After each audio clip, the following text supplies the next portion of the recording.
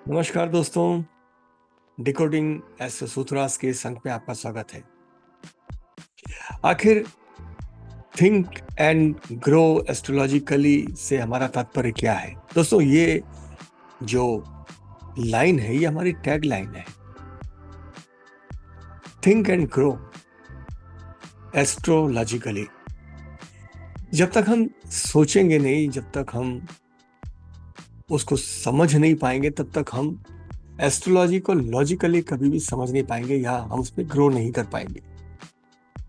ये हमारा उद्देश्य है कि हम उन बुनियादी बिंदुओं तक आपको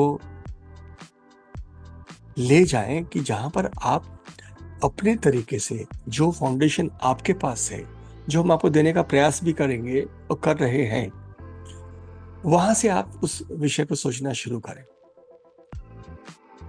दोस्तों, गुरुदेव जैसे कहते हैं श्री उद्योतकर झा की फर्स्ट प्रिंसिपल ऑफ एस्ट्रोलॉजी से काफी सारी चीजें लिखी जाती हैं जिन पर लोग उन्हें गलत तरीके से समझ करके उसको भ्रांतिवश ये कहते हैं कि ये चीजें काम नहीं करती। तो वहां मैं उनकी बात को आगे बढ़ाता हूं कि अगर फर्स्ट प्रिंसिपल से भी कोई चीज डिराइव की है तो वो क्या होती है। तीन चीजें तो हैं हमारे पास, भाव है, राशि है, ग्रह है। इनके सिग्निफिकेशन, इनके रोल प्ले हैं। जब ये सिंक में होते हैं, रिजल्ट आपको रिजोनेटिक मिलता है कि आप बिल्कुल उसमें एक बड़ा रिजल्ट देख पाते हैं। और जब इनमें हार्मोनी नहीं होती है, तब जा करके आपको उस रिजल्ट या उस कंडीशन, उस स्थिति में बड़ी दिक्कत होती है। ये चाहे प्रसंग विवाह का हो, चाहे एजुकेशन का हो, चाहे किसी भी चीज का। तो फर्स्ट प्रिंसिपल्स हमारे जो हैं वो ग्रहों के प्लेसमेंट से कनेक्टेड हैं, जहां पर वो उस हाउस के नेचर को लेते हो, अपने नेचर को वहां पर किस तरीके से उस हाउस के सिग्निफिकेशन से प्ले कर रहे होते हैं, इस पर अथाह लिखा हुआ है। लेकिन अगर हम कई ग्रंथों को देखें, उनका अवलोकन करें, ये हमारा कोर फ्रेमवर्क 2.0 प्रोग्राम ऑलरेडी है, जिसमें कि हम इस तरीके के ग्रंथों के अंदर जो सूत्र लिखे गए हैं उनको डिकोड करने का प्रयास करते हैं। तो यहाँ पर हम पाते हैं कि इन सूत्रों के ऑर्डर बदल जाते हैं। या हम कह सकते हैं कि कोई भी प्रिंसिपल हमारा अगर फर्स्ट प्रिंसिपल है तो उसमें सेकंड डेरिवेटिव उसका आ जाता है। आखिर मैं किस तरफ आपको ले जाना चाहता हूं? हम जानते हैं कि सस्टेश षड ऋतुओं का एक अनोखा भंडार रखता है अपने अंदर। लेकिन एक बड़ी प्रसिद्ध किताब है जिसमें व्यभिचारी होने के योग में एक बड़ी छोटी सी लाइन लिखी आई है कि सस्ते क्षेत्र के व्यभिचारी। सस्टेश अगर त्रिक भाव में होगा तो व्यक्ति व्यभिचारी होगा। तो फिर हर्ष योग क्या होता है?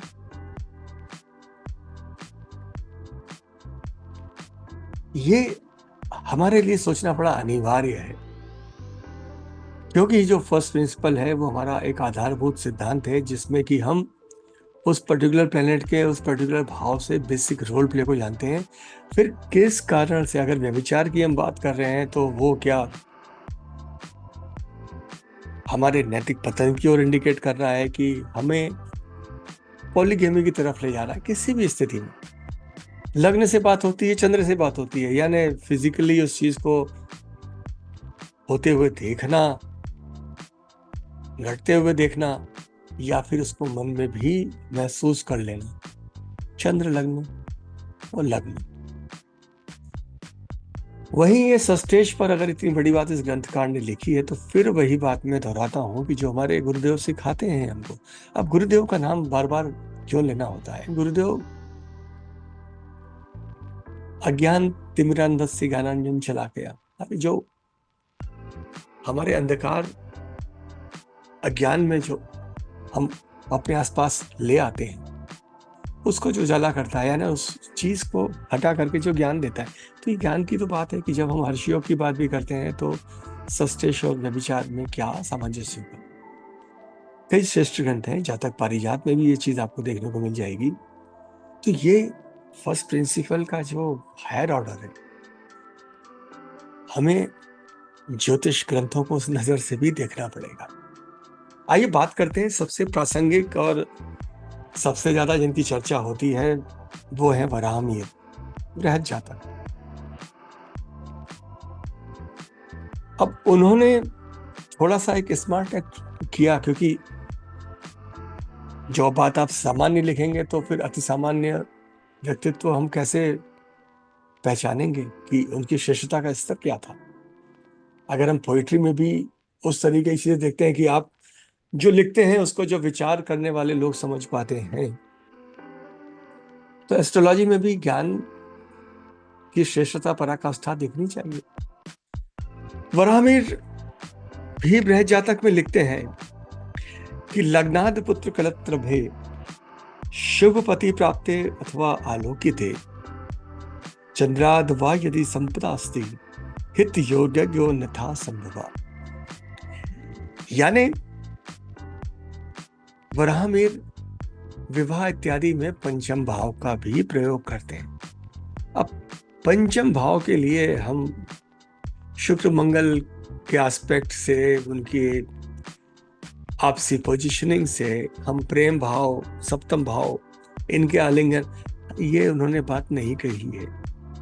वो गए कुल वृद्धि पर, पंचम भाव संतान को लेकर के, कि संतान, वो कलत्र भाव, पत्नी का भाव। यहां पर उनका कहना था कि यदि चंद्र लग्न से 5-7 भाव या इनमें से कोई भी एक, चंद्र या लग्न से 5-7 भाव या इनमें से किसी भी एक पर शुभ भावेशों की दृष्टि हो, शुभ ग्रहों की नहीं, शुभ भावेशों की दृष्टि हो, या वो वहां पर बैठे हो, तो स्त्री प्राप्ति होती है। हम इन पर विस्तार से चर्चा करेंगे।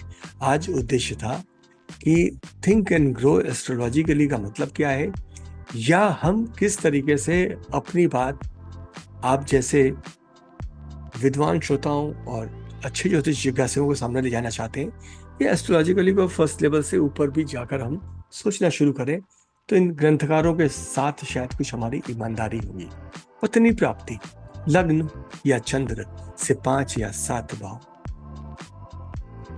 इनमें से किसी एक पर भी शुभ भावेशों की दृष्टि हो या वो वहां पर बैठे हो, तो स्त्री प्राप्ति होती है। कितना स्मार्ट उन्होंने ये बात की कि उन्होंने वहां संतति की बात भी की है और स्त्री की बात भी की। इसमें हम कई सारी बातें कह सकते हैं कि कई लोगों की शादी हो गई, स्त्री प्राप्त हो गई, वो बच्चे नहीं हुए। एस्ट्रोलॉजी में हम ये चीजें भी तो देख पाते हैं कि इस कुंडली में संतान योग है कि नहीं, और अगर कुल वृद्धि द्वितीय भाव भी हमारा शादी का उद्देश्य है, तो संतान पक्ष या संतान वृद्धि भी तो हमें उसका एक अनिवार्य एलिमेंट है, अवयव है उसका। तो दोस्तों, हम भाव भावेश कारक की व्याख्या तो अवश्य ही करते हैं, लेकिन हम इन ज्योतिष ग्रंथों के जो हायर ऑर्डर इक्वेशंस हैं, जो हम बड़ी सरसरी निगाह से पढ़ के आगे निकल जाते हैं, लेकिन इन पर पॉज एंड पॉन्डर, यानी इन पर रुकेंगे, इनको सोचेंगे, और तब हम कहेंगे think and grow astrologically together. तो बने रहिए हमारे साथ। ये आज बात आप तक पहुंचाना थी। किसी मेरे अच्छे मित्र से आज मेरी चर्चा हुई, तो उसने कहा था कि आप जब इस YouTube में, इस मैदान में आप आ रहे हैं, तो आपको आखिर क्यों कोई स्वीकारेगा। तो मैंने कहा, ये स्वीकार्यता की बात नहीं है। जो चीज मैं समझ पाता हूं जिस तरीके से, और उसको जिस कैटेगरी में रखता हूं, वो चीज मैं अगर किसी के सामने रखता हूं, उसे वो फायदा करती है, तो शायद मेरी बात ज्यादा अच्छे से, सक्षमता से श्रोताओं तक, जिज्ञासुओं तक पहुंच पाती है। तो जिस चीज़ को मैंने महसूस किया है, जिसको मैंने अपनाया है, उसे मैं बड़ी सहजता से सामने रख देता हूँ। तो ये था हमारी आज की चर्चा का उद्देश्य कि हम जो सामान्यतः जिस तरीके से हम कई सीरीज़ेज़ कर सकते हैं कि एक्स लॉर्ड इन हाउसेज़, फलाना प्लैनेट इन हाउसेज़, हम फर्स्ट प्रिंसिपल्स को डेमोंस्ट्रेट करेंगे, लेकिन हम वहाँ से उसके हायर ऑर्डर या सेकंड डेरिवेटिव्स को ज़्यादा एम्फेसिस करेंगे। क्योंकि एस्ट्रोलॉजी है तो मनीषियों का विषय, और मनीषियों का ज्ञान अगर श्रेष्ठता की बात करता है, तो हमारे जिज्ञासु श्रोता भी उस श्रेष्ठता के आसपास हैं या उस तरफ जा रहे हैं, तो क्यों ना हम उन तक वो बात पहुँचाएँ। धन्यवाद।